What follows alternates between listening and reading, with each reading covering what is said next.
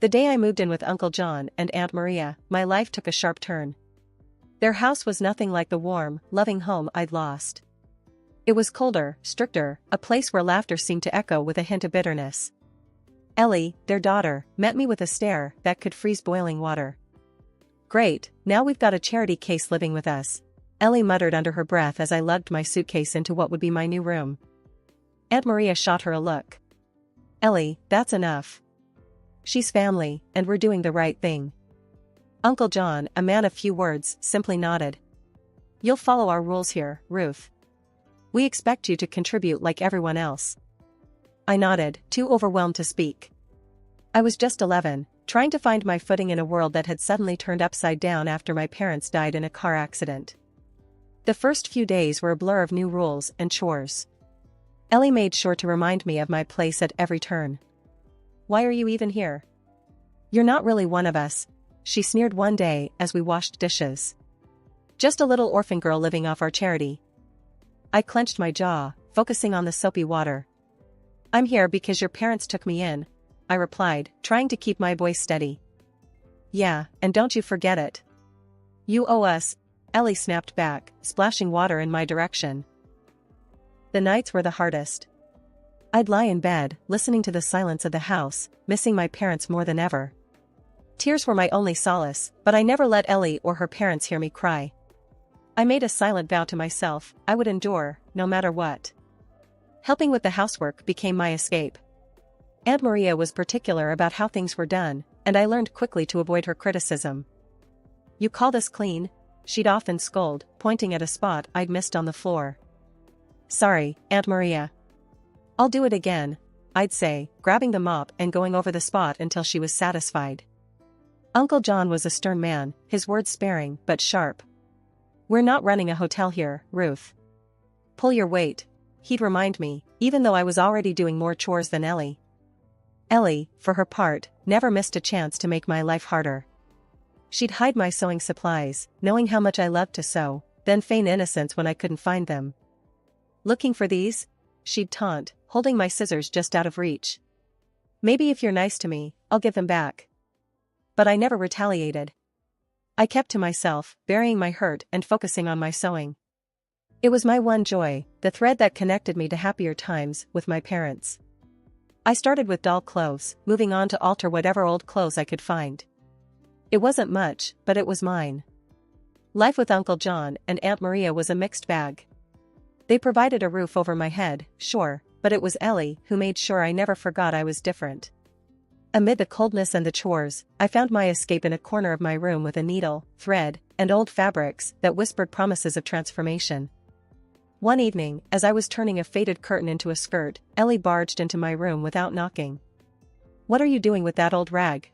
she sneered, her eyes scanning my makeshift sewing station. "Just making something new," I replied, keeping my focus on the fabric under my hands. I wasn't about to let her see how much her words stung. Ellie laughed, a harsh sound that filled the small space. "You think you're some kind of designer? Please. You'll always be wearing hand-me-downs and trash." I bit back a retort, choosing silence over fueling the fire. She shook her head, smirking, and left, leaving a trail of scorn in her wake. The next day at school, I wore the skirt. It wasn't perfect, but it was mine. I paired it with a simple top I'd altered, feeling a mix of pride and nervousness. That's when Kelly, a girl from my class, noticed. "Hey, Ruth, that's a cool skirt. Did you get that downtown?" she asked, eyeing the pattern with genuine interest. I hesitated, then decided on the truth. "No, I made it myself." "Seriously? That's awesome. You've got talent," Kelly said, her words a balm to the sting of Ellie's mockery. Encouraged by Kelly's reaction, I started spending every spare moment sewing. My room became a sanctuary filled with fabric scraps and dreams stitched into reality. Each piece I created was a step away from the identity Ellie and her parents imposed on me. One Saturday, as I was cutting into a dress that Aunt Maria had declared too old, Uncle John walked in. "What's all this?" he grumbled, surveying the mess of fabrics and patterns scattered around. "I'm making something new to wear," I said, trying to keep my voice steady under his scrutiny. He picked up a piece of fabric, twisting it in his hands. Seems like a waste of time. You should focus on your chores, not play dress up. His words were like a slap, dismissing not just my passion but my efforts to rise above my circumstances. It's not a waste, I muttered, but he was already walking away, uninterested in my defense. Despite their disdain, I couldn't stop. Sewing became more than a hobby, it was my rebellion, my claim to an identity they couldn't touch. Each stitch was a word in the narrative I was writing for myself, one where I wasn't just the orphaned niece, but Ruth, the girl who could create beauty from neglect. Things took a sharp turn after I hit 18. Ellie got herself a shiny new car for her birthday, a sleek thing that made my heart sink every time it roared to life. Meanwhile, Uncle John and Aunt Maria suddenly upgraded their lives with fancy gadgets and furniture that seemed out of place in our modest home. It was clear they were living it up, while I was left figuring out how to stretch every penny. One day, as I was mulling over the idea of getting a job post-high school, Aunt Maria dropped a bombshell. "Your parents left you some money for college," she said nonchalantly, as if mentioning the weather. I was stunned. "Really? I had no idea." "Yeah, but there's a catch," Uncle John chimed in, his tone sharp. "You're staying local for college. It's safer, and we can keep an eye on you." My dream of leaving for a big city to study fashion design crumbled. No buts. Aunt Maria cut me off. "We've decided. You can thank us later." I swallowed my protests. Arguing was pointless. So, I enrolled in the local college, my dreams of fashion design barely hanging by a thread. Needing to support myself and save for the future, I landed a job as an assistant secretary at a law office nearby. It wasn't glamorous, but it paid the bills. "Look at you, all grown up and working," Ellie sneered one evening as I was sketching designs. "Still playing dress up, I see." "Better than playing spoiled brat," I retorted without looking up. My patience with her was wearing thin. She huffed, clearly annoyed, and stormed out.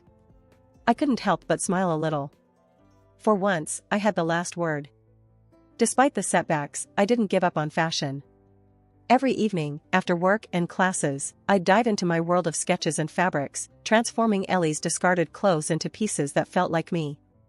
It was my rebellion, my way of holding on to the dream, even if it was stitched together from the leftovers of someone else's life. Working late again, Ruth, my coworker, Mike, asked one evening as he passed by my desk. "Yeah, got a project I'm passionate about," I replied, packing up my sketches discreetly. "Must be nice, having something you love doing," he said, a hint of envy in his voice. "It is," I admitted, feeling a surge of pride. "It's not much, but it's mine." Walking home that night, I felt a mix of emotions. Frustration, for sure, at the way my life was hemmed in by my guardian's decisions. But also determination. I might have been forced to stay local, but I wasn't going to let that define me or my future. The more time passed, the more I started to feel like I was living in a house of cards, about to crumble at any moment. Uncle John and Aunt Maria, who once lived as modestly as monks, were suddenly splurging like lottery winners. First, it was Aunt Maria flaunting a fur coat so pricey, it could have fed us for months. Then, Uncle John brought home a TV so big, you'd think we were running a cinema out of our living room. And Ellie, who never lifted a finger for work or study, was now flashing gadgets I'd only seen in glossy magazine ads. It didn't add up. I wasn't a genius at math, but even I knew our household budget couldn't magically stretch to cover luxury splurges. They were being dodgy about where all this cash was coming from, and it set my nerves on edge. One evening at dinner, with the new TV blaring some reality show in the background, I decided to poke the bear. "So, where's all this new stuff coming from?" "Last I checked, we weren't hitting the jackpot every week," I said, trying to keep my voice light, but my words came out sharper than I intended. Aunt Maria shot me a look, her eyes narrowing. "That's none of your business, young lady," she snapped, her tone icy. Uncle John, caught off guard, almost choked on his food. Coughing, he managed to say, "Well, I got a promotion at work." "Yeah, that's it. A big one." "Promotion, huh?" I pressed, not buying it for a second. Must have been one heck of a jump to start throwing money around like this. Ellie, sensing tension, quickly chimed in with her usual snark. "What's it to you, Ruth? Jealous much? Not all of us need to scrape by, you know." I clenched my fists under the table, feeling a mix of anger and confusion. Just curious is all. Seems weird, doesn't it? Suddenly, living like kings out of nowhere. The room went silent, the only sound coming from the TV's chatter. Uncle John and Aunt Maria exchanged glances, a silent conversation passing between them. Finally, Uncle John cleared his throat. Let's just say we've been careful with our savings, all right? No need to worry your little head about it. Careful with savings? Right. I knew something was off. The dots weren't connecting, and their answers were as flimsy as a house of cards in a windstorm. That night, as I lay in bed, the pieces of the puzzle nagged at me. The fur coat, the TV, Ellie's gadgets, and the documents. Those endless documents they had me sign, always with the excuse that it was for benefits or some other vague reason. I trusted them, never bothering to read what I was signing. But lying there, it hit me like a ton of bricks. Could those signatures of mine be the source of their sudden wealth? The deception swirling around my guardian's sudden wealth weighed heavily on me, but amidst the chaos, a sliver of light shone through. Tom. He worked part-time at the law office, a law student with a sharp mind and a kind heart. Our connection was immediate, a bond formed over shared dreams and the mundane realities of office life. One afternoon, while organizing files, our hands brushed, sending a jolt of electricity through me. We locked eyes, and he smiled. "Ruth, you ever think about escaping this place?" he asked, his voice low. "All the time," I admitted, feeling a flush of warmth. "But it feels like I'm stuck in quicksand." He nodded, understanding. "Well, if you ever need a partner in crime, you know where to find me." It was a joke, but it sparked something between us, a flicker of rebellion against the constraints of our lives. Our secret rendezvous became the highlight of my days, stolen moments filled with laughter and dreams. But as our connection deepened, Aunt Maria grew suspicious. One evening, she cornered me in the kitchen. "I've seen you sneaking around with that boy from the office." "Don't think I haven't noticed," she hissed, her eyes boring into mine. I tried to keep my composure. "Tom's just a friend, Aunt Maria. Nothing to worry about." "A friend, huh? Don't play me for a fool, Ruth. You're not to see him again." "It's for your own good," she snapped, her tone leaving no room for argument. I was stunned. "You can't control who I see or what I feel. Tom's a good person." Aunt Maria's face hardened. "I won't have you ruining your future for some boy. You'll thank me one day." I bit my tongue, anger and frustration boiling inside. It was clear she wouldn't listen. From that moment, Tom and I knew we had to meet in secret, our love a forbidden flame that refused to be extinguished. "Looks like we're modern-day Romeo and Juliet," Tom joked one night as we huddled in the shadows of a park, far from prying eyes. "I guess that makes Aunt Maria the villain in our story," I replied, trying to smile, despite the bitterness in my heart. "We'll find a way out of this, Ruth. Together," Tom said, taking my hand. His determination was comforting, a beacon of hope in the darkness. But our secret meetings couldn't go unnoticed forever. Ellie, ever the spy, caught us one day and wasted no time in running back to Aunt Maria and Uncle John. The confrontation that followed was explosive. "You're grounded. No more job, no more college until you learn your place," Uncle John declared, his face red with anger. "You can't do this. You're not my jailers." I shot back, defiance rising in me. Aunt Maria's laugh was cold and sharp. "Oh, but we can, dear. You'll learn to obey, or you'll lose everything." The threat was real, and the stakes were higher than ever. In the dead of night, Tom and I made plans to fight back, to reclaim my inheritance and our freedom. "It's us against the world, Ruth. We'll expose their lies and build our own future," Tom whispered, his words a vow I clung to. It was a chilly Thursday evening, the kind where the wind seemed to whisper secrets as it passed. Tom and I were huddled in the dim light of his tiny apartment, the only place we felt safe from Aunt Maria and Uncle John's prying eyes. The documents I had secretly photographed lay spread out on the coffee table between us, a silent testament to the betrayal I was about to uncover. "Are you sure you're ready for this, Ruth?" Tom asked, his voice laced with concern. He knew the weight of what we might discover. I nodded, my heart hammering in my chest. "I need to know, no matter how bad it is." We started with the will of my parents, a document I had never seen before. As Tom read it aloud, the reality of their love for me, their hopes for my future, hit me hard. They had left me not just their savings, but also investments and properties, a legacy meant to secure my life. And there, in clear legal language, was the clause about my inheritance coming into full effect at 18. So, they've been lying to you, Ruth. All this time, Tom said, his voice tight with anger. But why? How could they just use me like this? The betrayal stung, a bitter pill to swallow. We dug deeper, examining the documents I had signed. Tom's legal knowledge helped unravel the complex web of deceit. Look here, he pointed out. By signing this, you basically allowed them access to your funds. They've been funneling your inheritance into their accounts. The realization hit me like a freight train.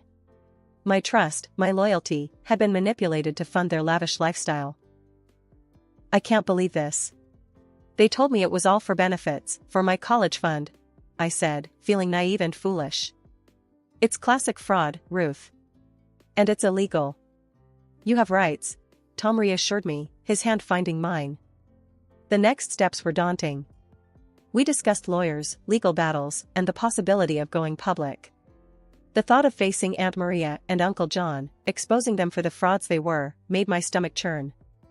We'll need evidence, solid proof that can't be dismissed, Tom said, already plotting our course of action. I was scared, more scared than I'd ever been, but the fire of justice burned within me. Let's do it. Let's expose them.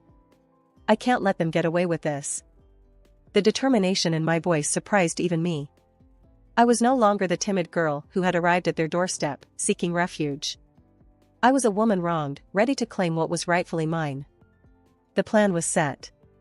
We would gather more evidence, consult with a lawyer Tom knew, and build a case that would stand up in court. It was going to be a long, hard fight, but I was ready. Ready to face the guardians who had become my oppressors, ready to reclaim my life and my future. The days leading up to the court date were a blur. Tom and I spent every moment poring over documents, meeting with our lawyer, Mr. Henderson, and preparing our case. The evidence was solid, but the thought of facing Aunt Maria and Uncle John in court made my stomach twist in knots. Remember, it's about the truth, Mr. Henderson reminded me as we sat in his cluttered office, papers strewn about. Stick to the facts, and we'll get through this. The day of reckoning arrived faster than I had hoped. The courtroom was cold, sterile, and filled with the murmurs of onlookers. Uncle John and Aunt Maria sat across from us, their faces stoic, betraying no sign of guilt.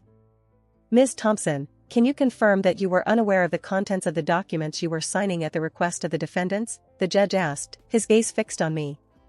Yes, Your Honor. I trusted them. I thought they were looking out for me, I replied, my voice steady, despite the turmoil inside. Aunt Maria's lawyer was slick, trying to paint me as an ungrateful niece, biting the hand that fed her. Isn't it true that the defendants provided you with a home and care after your parents' tragic demise? He asked, his tone dripping with insinuation.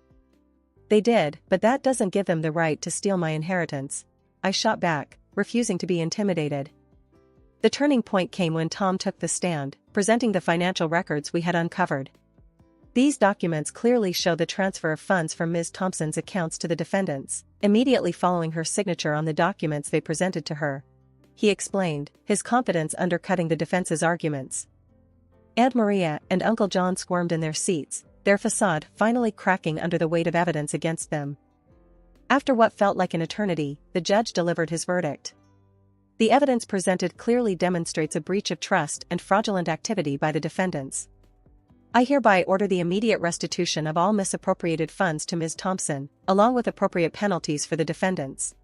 The courtroom erupted in murmurs, but all I could hear was the pounding of my heart. Justice had been served. Outside, the sun seemed brighter, the air fresher. You did it, Ruth. You stood up for yourself, Tom said, wrapping me in a hug. I couldn't have done it without you, I whispered, feeling a weight lift off my shoulders. With my inheritance rightfully returned, I set my sights on the future. With my inheritance rightfully returned, I set my sights on the future. I started studying to be a designer, fulfilling my long-held dream. It was difficult, but interesting. And it's fair to myself.